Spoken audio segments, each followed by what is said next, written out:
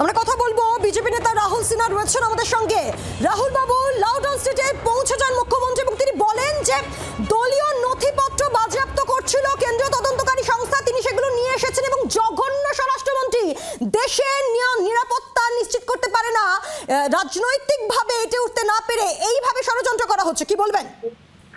দেখুন, বিষয় হচ্ছে মুখ্যমন্ত্রী ওটাকে পার্টিগত ভাবে নিয়ে যেতে চেষ্টা করছে, কিন্তু কোনো পার্টিগত ব্যাপার নয়। এটা একদম সম্পূর্ণ একটা দুর্নীতির বিষয় বলে আমরা মনে করি এবং দুর্নীতির নির্দিষ্ট খবরের ভিত্তিতেই ইডি এই অভিযান চালাচ্ছে। এবং মুখ্যমন্ত্রী যখন পৌঁছে গেছে তাহলে এটা বুঝতে পারবেন যে মুখ্যমন্ত্রীর এতে একটা বড় চিন্তা এবং সমস্যা আছে।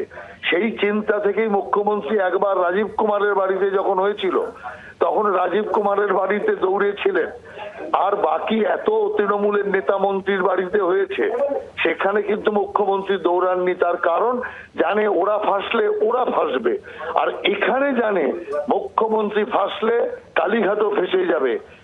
এরা জানে যে আইপ্যাক ফাঁসলে তৃণমূলের সবচেয়ে বড় সর্বনাশ হবে। সেই কারণে ওটাকে রং লাগানোর জন্য আইটি ইত্যাদি নানা রকম কথা বলে বিষয়টাকে অন্যদিকে ঘুরিয়ে দেওয়ার চেষ্টা করছে। ধন্যবাদ। অর্থাৎ রাজনৈতিক রং লাগাতে চাইছেন মুখ্যমন্ত্রী, এমনটাই অভিযোগে সরব হলেন বিজেপি নেতা রাহুল সিনহা। বাংলার আওয়াজ, বাঙালির আবেগ, জি 24 ঘন্টা।